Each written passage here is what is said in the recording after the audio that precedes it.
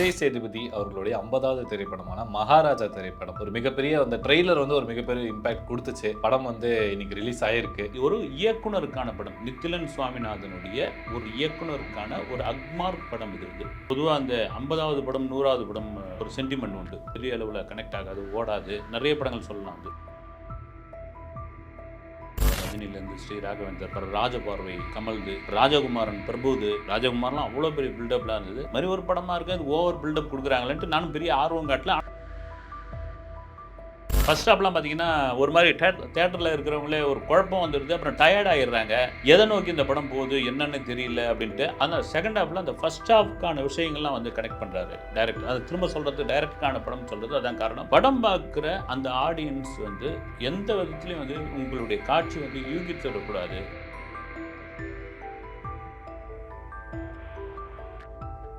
இந்த படத்தினுடைய PRO அஜித்தோடைய manager, இந்த படத்தினுடைய தயாரிப்பில் உள்நாட்டு தயாரிப்பில் வந்து விஜயோட மேனேஜர். ரெண்டு ஆர்டிஸ்ட்டுக்கும் தெரிஞ்சு தான் விஜய் சேதுபதி படத்தில் நாங்கள் பண்ண போகிறோம்னு தானே அவங்க சொல்லிட்டே தான் வந்திருப்பாங்க.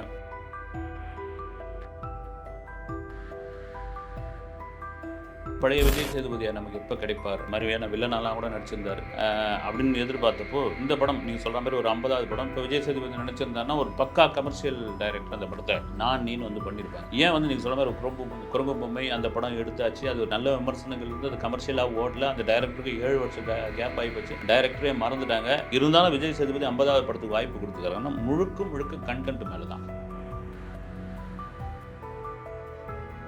சார் வணக்கம் சார். வணக்கம் கிஷோர், எப்படி இருக்கீங்க? நல்லா இருக்கேன் கிஷோர். சார், தமிழ் சினிமாவுடைய அந்த ஃபர்ஸ்ட் ஹாஃப் அப்படின்னு எடுத்து பார்த்தோம்னா லாஸ்ட் ஒரு 6 மாதத்தில் பெருசாக எந்த ஒரு படங்களும் வந்து ரொம்ப பெரிய ஒரு இம்பாக்ட் கிரியேட் பண்ணல அப்படின்னு தான் சொல்லி ஆகணும்.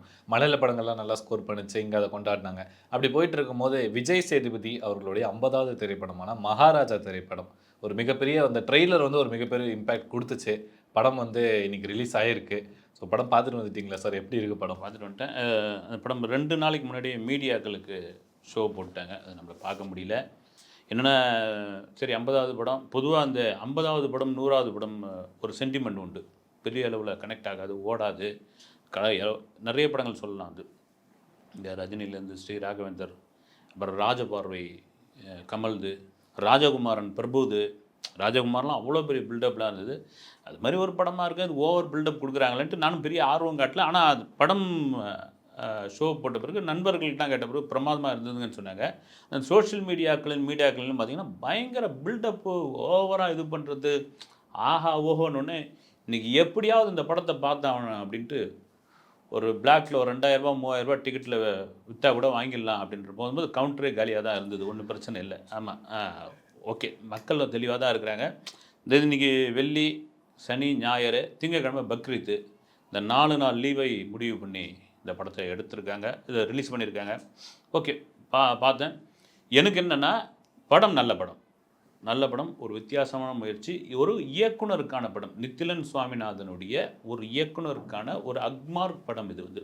அப்போ வந்து ஹீரோயிஸ் மெயினாக இல்லை, ஹீரோவும் நல்லா பண்ணியிருக்காரு. எனக்கு தெரிஞ்சு பார்த்தீங்கன்னா இதனுடைய முதல் ஹீரோ வந்து இயக்குனர் தான், 2வது ஹீரோ வந்து விஜய் சேதுபதி, 3வது ஹீரோ ஒருத்தர் இருக்கார் வந்து அவர் சிங்கம்புலி. ஆமாம், முக்கியமாக அதை சொல்லி ஆகணும். அது பார்த்துட்டேன். ஃபர்ஸ்ட் ஹாப்லாம் பார்த்தீங்கன்னா ஒரு மாதிரி தேட்டரில் இருக்கிறவங்களே ஒரு குழப்பம் வந்துடுது, அப்புறம் டயர்ட் ஆகிடுறாங்க. எதை நோக்கி இந்த படம் போகுது என்னன்னு தெரியல அப்படின்ட்டு. அந்த செகண்ட் ஹாஃபில் அந்த ஃபர்ஸ்ட் ஹாஃப்க்கான விஷயங்கள்லாம் வந்து கனெக்ட் பண்ணுறாரு டைரக்டர். அது திரும்ப சொல்கிறது டைரக்டருக்கான படம் சொல்கிறது அதான் காரணம்.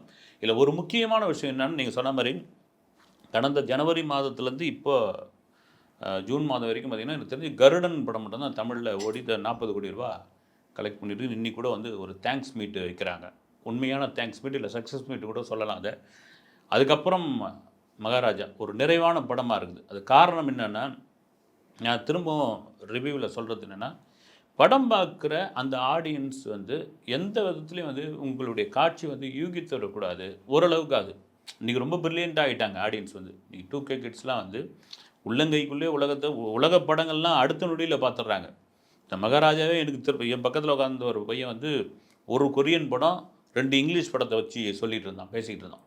மேபி இருக்கலாம் அதுலேருந்து. அதை பார்த்தேன் எந்த அளவுக்கு ஷார்ப்பாக இருக்கிறாங்க பாருங்கள், அது நமக்கு தெரியல. அது அப்படி இருக்கிற இந்த நேரத்தில் அடுத்த காட்சி என்ன அப்படின்ட்டு யூகிக்க முடியாத அளவுக்கு பண்ணியிருக்காரு வந்து நித்திலன். அதுதான் அந்த படத்துக்கு ஒரு பெரிய பலம். Okay sir. இவருடைய முன்னாடி படம் எடுத்து பார்த்தோம் அப்படின்னா, குரங்கு பொம்மை. அந்த படம் வந்து வணிக ரீதியா பெருசா எந்த அளவுக்கு போலினாலுமே, இப்போ அந்த படத்த கொண்டாடுறாங்க. பிகாஸ் இந்த சோசியல் மீடியால இந்த இம்பாக்ட் இப்படி கிரியேட் ஆனனால. ஸோ அந்த படத்த கூட கம்பேர் பண்ணும்போது, இல்ல அந்த படத்தோடைய அந்த சீக்வல் அந்த மாரி சீன்ஸ் ஏதாவது இதுல இருக்கா சார்? அது ஏன்னா அந்த படத்துல பேரலலா நடக்கும். அப்ப முன்னாடி மொத நாள் நடந்தத காட்டுவாங்க. அடுத்த ஆமா. நாள் நடக்கிறத மாத்தி மாத்தி காட்டிட்டு இருப்பாங்க. ஸோ அந்த மாரி தான் இந்த படத்துல இடம்பெற்று இல்ல இருக்கா சார்? அது வேற ஜானர், இது வேற ஜானர். எனக்கு அது ரொம்ப ஒரு பிடித்தமான படம். நீங்க சொல்ற மாரி, அந்த படத்தையும் மீடியாக்கள் அப்படி எழுதுனாங்க, அப்படி கொண்டாடுனாங்க. அது ஏன் போய் மக்கள்கிட்ட போய் சேரல அப்படின்னு அது கூட ஒரு விமர்சனங்கள்லாம் வச்சிருந்தாங்க. பெரிய ஹீரோ ஒரு வேலை பண்ணியிருந்தா இருக்கலாம் மேபி அப்படின்னு. ஆனா பெரிய ஹீரோவோ, சின்ன ஹீரோவோ நல்ல படம், நல்ல கதைன்னா கொண்டாடிடுவாங்க. அது ஒரு தப்பான ரிலீஸ் டேட்ல வந்துருச்சா, இன்னும் அதுக்கான காரணம் கண்டுபிடிக்க முடியல. ஆனா இந்த படம் மகாராஜா வந்த பிறகு பார்த்தீங்கன்னா, குரங்கு பொம்மைய தேடி தேடி போய் பார்த்துட்டு இருக்காங்க வந்து ஓடிடி தளத்துல. அது ஒரு இது. ஆனா அது வேற, இது வேற ஜானர் வந்து. இன்னும் கேட்டா மகாராஜா விட எனக்கு அந்த படம் ரொம்ப பிடிச்சிருந்தது. ஒரு நல்ல படத்த எடுத்த இயக்குனருக்கு பாருங்க 7 வருஷம் கேப் வந்து அடுத்த படம் வந்து கிடைக்கிறது வந்து. அது மட்டும் நல்ல காலம் வந்து விஜய் சேதுபதி அவருடைய கதையை ஏத்துக்கிட்டு, ஓகே நடிக்க ஒரு கால் ஷீட் குடுத்து இந்த படம் ரிலீஸ் ஆயிடுச்சு வந்து. எனக்கு இது நான் குரங்கு பொம்மை எடுத்த நித்திலன் சுவாமிநாதன் அப்படின்ற ஒரு எதிர்பார்ப்பு இந்த படத்துலயும் இருக்குது.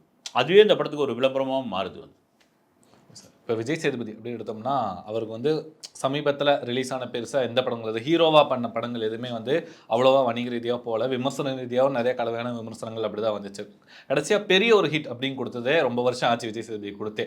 வில்லனா நடிச்சு மனசுல இடம் பெற்றாரு. அப்படி இருக்கும்போது ஒரு நடிகருடைய அதுவும் டாப் 10ல மார்க்கெட்ல இருக்கிற ஒரு நடிகர் 50வது படம் அப்படிங்கும்போது ரொம்ப உன்னிப்பா தான் இருப்பாரு. கமர்ஷியலா ஒரு படங்கள் குடுக்கணும். கமர்ஷியல் சக்சஸ் எடுக்கணும். இப்போ ரஜினி சார் ஆகட்டும், கமல் சார் ஆகட்டும், விஜய் சார் சுறா படத்துல நடிச்சாரு. அதுவும் ஒரு மாரி கலவையான விமர்சனம் வந்துச்சு. பட் அஜித் சாருக்கு 50வது படம் மங்காத்தா வந்து மிகப்பெரிய ஹிட் குடுத்துச்சு. ஸோ இந்த மாரி டாப் ஆக்டர்ஸ் எல்லாமே 50வது படத்த வந்து ரொம்ப கமர்ஷியலாவும் கொஞ்சம் பெரிய டைரக்டர்ஸ் கூட பண்ணணும் அப்படிங்கிற ஒரு பாயிண்ட்ல இருக்கும்போது, நித்திலன் சுவாமிநாதன் மாரி ஒரு குரங்கு பொம்மை படம் எடுத்து பெருசா வணிக ரீதியா ஹிட் குடுக்காத ஒரு டைரக்டர் கூட ஜாயின் பண்ண விஷயத்தையும், இப்போ இந்த படத்துல அதாவது வெறும் ஹீரோஸ்க்கு மட்டும் இல்ல, டைரக்டரோட படம்னு நீங்க சொன்னீங்க. ஸோ விஜய் சேதுபதி தேர்ந்தெடுத்துக்க இந்த ஒரு விஷயத்த எப்படி சார் பார்க்குறீங்க? இல்ல அவர் என்னன்னா விஜய் சேதுபதி இந்த கன்டென்ட் மேல பெரிய நம்பிக்கையா இருந்திருக்காரு. நீங்க சொல்ற மாரி அவர் வந்து கடைசியா நடிச்சு ஹீரோவா அப்படின்னா 96 தான் நினைக்கிறேன். அதன் பிறகு அப்படியே பேஜ்பூரி, ஒரிசா என்னென்ன லாங்குவேஜில் இருக்குதோ அது எல்லாத்தையும் நடிக்க ஆரம்பிச்சு கல்லாப்பட்டி நடிக்க நான் மாறினார். ரைட் ஓகே அதெல்லாம் அவருடைய விருப்பம் அது. திரும்பவும் பழைய விஜய் சேதுபதியா நமக்கு எப்போ கிடைப்பார் அப்படின்ற மாதிரி வேணா வில்லனாலாம் கூட நடிச்சிருந்தார். அப்படின்னு எதிர்பார்த்தப்போ இந்த படம் நீங்கள் சொல்கிற மாதிரி ஒரு 50வது படம் இப்போ விஜய் சேதுபதி நினச்சிருந்தாருன்னா ஒரு பக்கா கமர்ஷியல் டைரக்டர் அந்த படத்தை நான் நீன்னு வந்து பண்ணியிருப்பாங்க. ஏன் வந்து நீங்கள் சொல்ற மாதிரி குரங்கு பொம்மை அந்த படம் எடுத்தாச்சு. அது ஒரு நல்ல விமர்சனங்கள் இருந்து அது கமர்ஷியலாக ஓடல. அந்த டைரக்டருக்கு 7 வருஷம் கேப் ஆகிப்போச்சு. டைரக்டரே மறந்துட்டாங்க. இருந்தாலும் விஜய் சேதுபதி 50வது படத்துக்கு வாய்ப்பு கொடுத்துருக்காருன்னா முழுக்க முழுக்க கண்டென்ட் மேலே தான். நீங்கள் இந்த படம் சம்மந்தமாக ஒரு 2, 3 ப்ரெஸ் மீட்லாம் கூட நடந்தது. அதில் தொடர்ச்சியாக விஜய் சேதுபதி பேசுனது என்னென்னா, இந்த படம் பாருங்க ஐயா, நீங்கள் என்ன வேணாலும் விமர்சனம் பண்ணுங்க. ஆனால் அந்த கதையை மட்டும் வெளியே சொல்லிடாதீங்க. கதையை சொல்லிடாதீங்க. ஃபஸ்ட் ஷோவில் அவன் வெளியே வந்து பேச ஆரம்பித்தாங்க, மொபைலில் போட ஆரம்பித்தாங்க அது. ஆனால் அது தர்மம் கிடையாது. நாம் கூட பேசும்போது அதை சொல்ல வேணாம். அது ஒரு பெரிய சஸ்பென்ஸ் அது.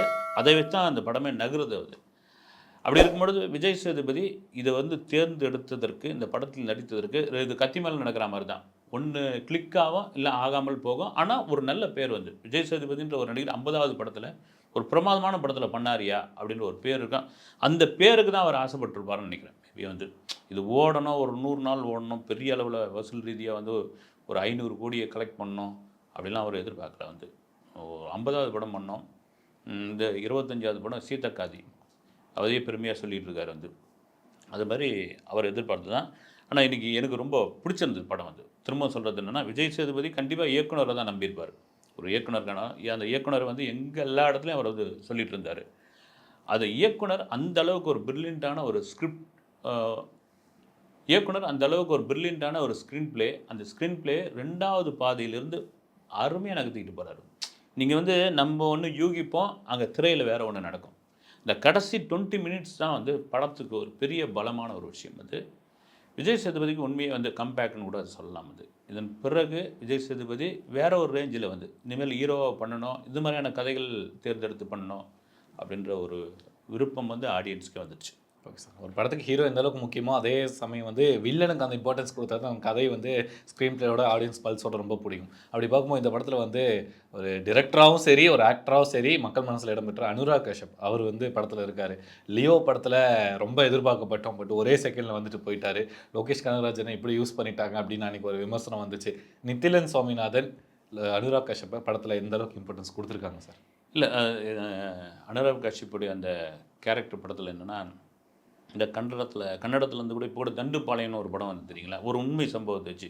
இந்த கர்நாடகா, ஆந்திராவெல்லாம் வந்து ஒரு கொள்ளை கும்பல் போய் அம்மா தண்ணி குடுங்கன்னு ஒரு வீட்டில போய் தண்ணி கேட்டு, அந்த வீட்டுக்குள்ளே புகுந்து அதாவது கர்ண கொடூரமா வந்து அவங்கள வந்து கொன்று கொள்ளை அடிச்சுட்டு, அது மட்டும் இல்லாம வந்து ஒரு பாலியல் வன்கொடுமை செய்துவிட்டு வந்துருவாங்க. அது அந்த மாதிரியான ஒரு கேரக்டர் தான் இவர் படத்தில. மேபி வந்து இப்போ சமீபத்தில அனுராக் காஷ்யப்போட ஒரு இன்டர்வியூ ஒண்ணு குடுத்திருந்தாரு வந்து.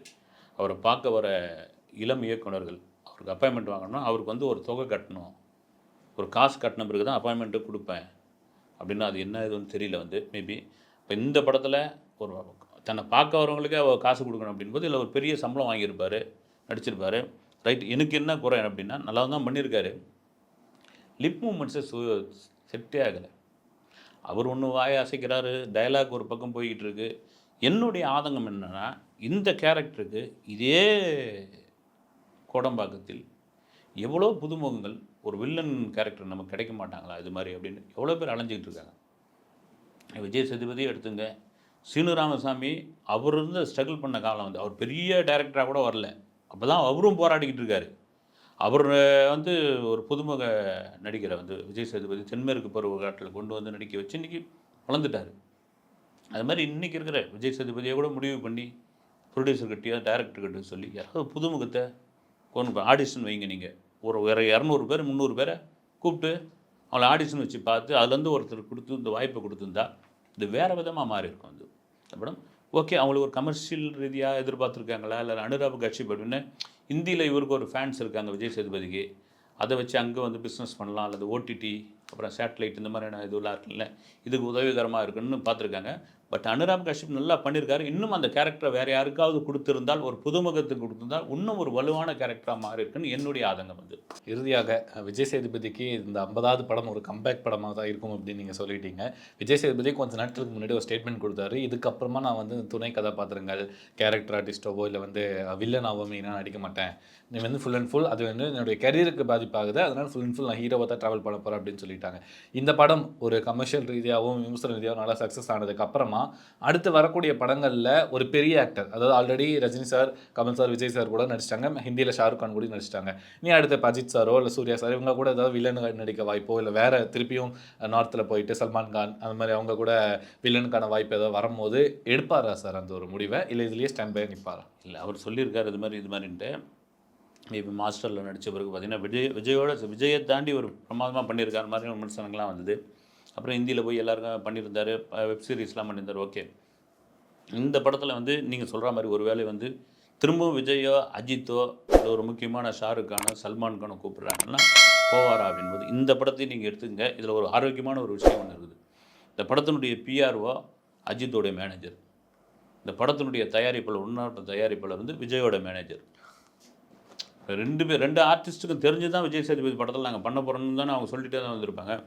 ஒருவேளை இப்போ விஜய் கூட நடிச்சிட்டாரு, அடுத்து அஜித் படத்தில் நடித்தாலும் நடிக்கலாம் மேபி விஜய் சேதுபதி. அப்படி ஒரு வாய்ப்பு வந்தால் மறுக்க முடியாது இல்லைங்களா? இப்போ 2 ஹீரோ சம்மந்தப்பட்டவர்கள் இந்த படத்தில் ஒர்க் பண்ணியிருக்காங்க அப்படின்போது அந்த ஹீரோக்களுடைய சம்மதத்தோடு தான் ஒர்க் பண்ணியிருக்காங்க.